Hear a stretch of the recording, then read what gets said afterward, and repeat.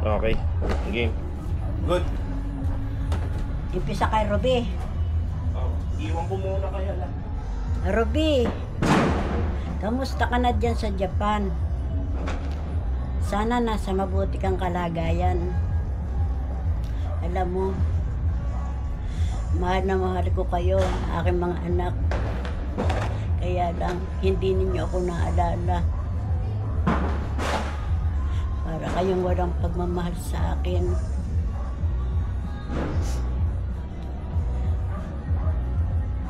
Itong anak mo si Kimar, andi dito, hindi man lang tumutulong sa akin kahit man lang humawak ng tambo, hindi man lang humahawak. Napakatamad dito sa bahay. Gusto ko sanang utusan, kaya lang nahihiya rin ako sa kanya.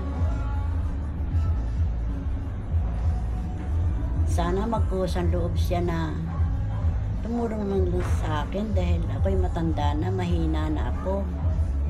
Mahina na ako mga katawan, tuhod, hindi man lang matutong maglinis o magwalis man lang kahit sa baba sa kanyang tinutulugan. Yun ang hinanakat ko kay Kimar. Hindi man lang marunong tumulong sa akin, walang ginawa kundi puro mag-cellphone na mag-cellphone, matulog. Sana man lang magpusa siyang maglinis kahit man lang dun sa kanyang tulugan. Wala eh.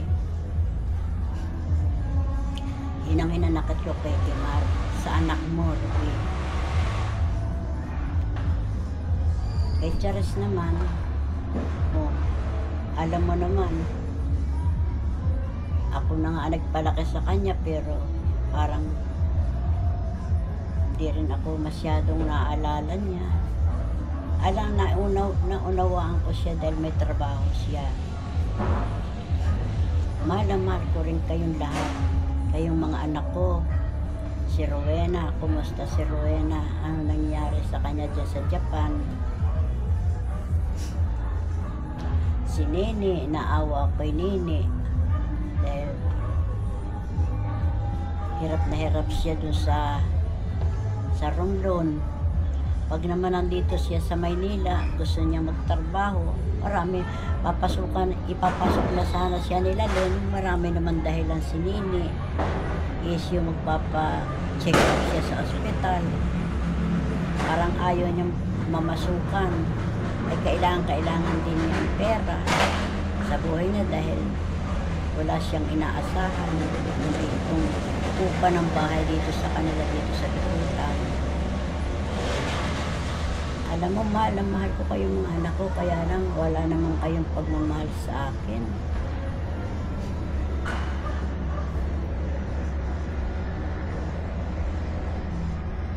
Yung mga anak mo, Ruby, mahal na mahal ko yung mga apo ko. Mga apo ko sa tuhod, mahal na mahal ko yan.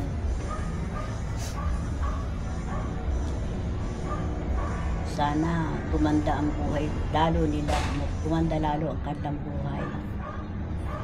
Para ako'y matulungan man lang nila Charis.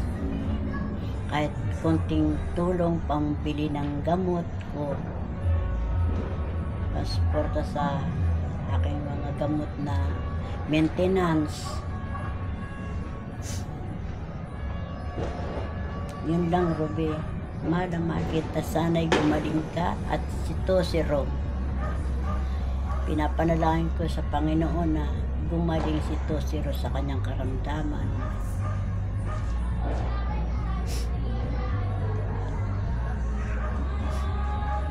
Si Albert naman, naawar na kay Albert dahil naputol ang kanyang pension ba sa kanyang pagkakasakit. Nagkameron siyang pension, ay itong December naputol dahil naubos na daw yung kanyang pondo doon sa pension niya. Pero itong January, sa birthday niya, itutuloy uli ang pension habang buhay na yon. Pension sa SS. naman ako kay Albert. Dahil itong bagong taon, malungkot na malungkot siya. Kaya siyempre, wala siyang panggastos. Wala siyang panghanda. Naasahan din niya yung kanya mga anak. Ay ang kaso, mga anak naman niya, may mga asawa rin. May pamilya.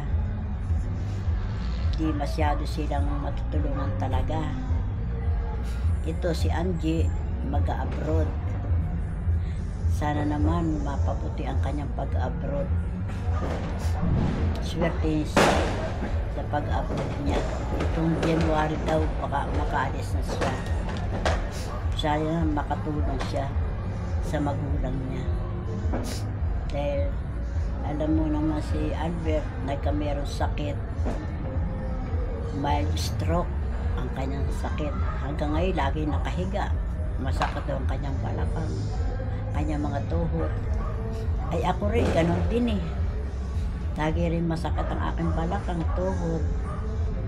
Mahina ng katawan ko, mahina na nga akong maglakad. Kaya sana matulungan naman ako ni Kimar na hindi laging nakahiga. Lalabas ko sa umaga, mga bandang alas 9, alas 10, uuwi na. Kasi sabi niya, mahina daw ang pasahero.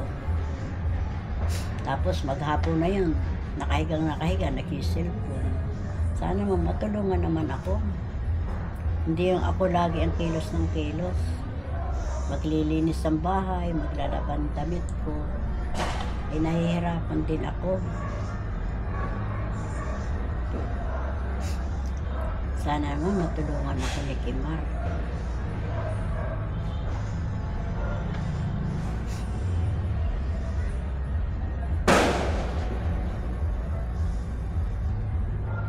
Wala naman ako inaasahan na susuporta sa akin dahil pare-pareho kayong naghihirap din.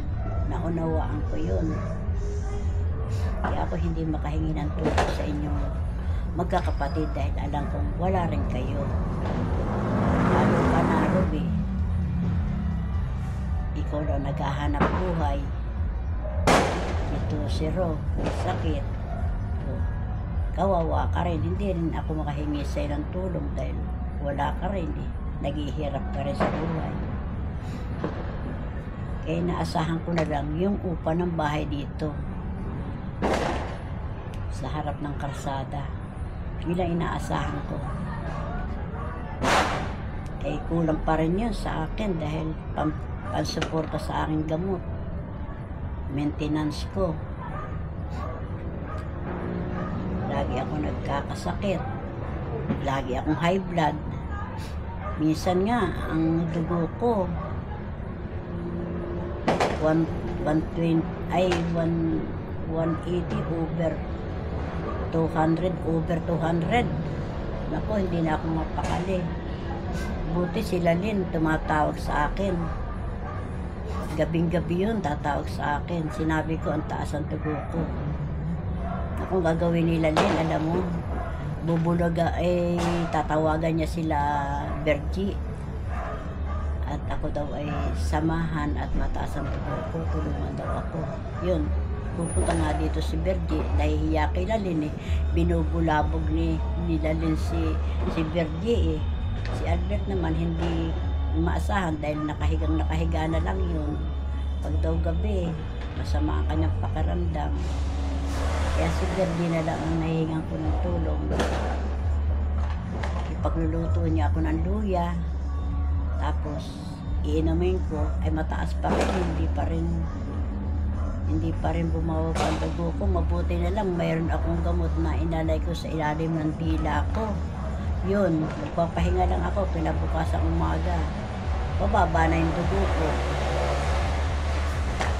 Si Bergie, papauwiin ko na pagka ako'y nabigyan ako ng nilagan luya, papauwiin ko na dahil ayaw ko naman siya na-store ko. Nahihiya rin ako sa kanila. Kaya mabuti lang may nakastak akong gamot na ilalay ko sa ilalim ng aking dila. Yun, bababa na ang dugo ko. nagpapasalamat ako sa Panginoon Diyos.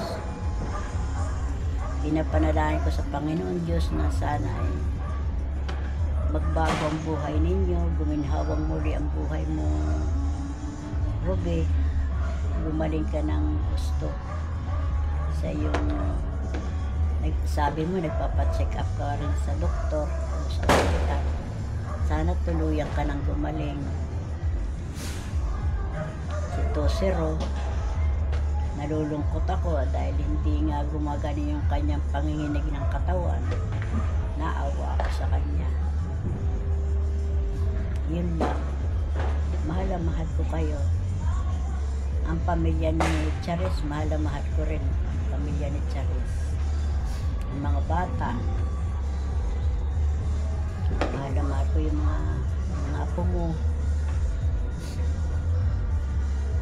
Yun lang.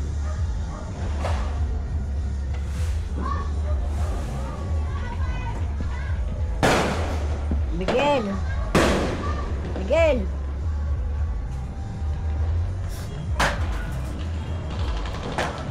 Ano? Happy New Year sa inyong lahat. Kumusta si Charis? Kumusta si Rowena dyan? May trabaho na ba si Rowena?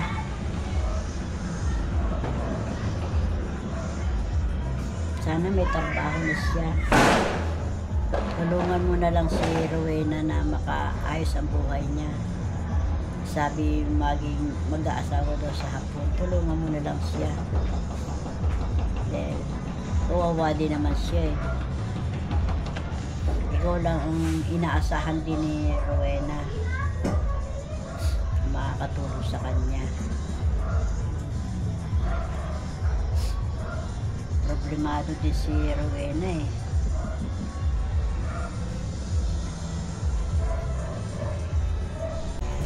Oh, isang hug nga dyan la. Isang hug. Ha? La. Happy New Year la. Happy New Year! Happy New Year po. Sige po. Salamat! Sige po.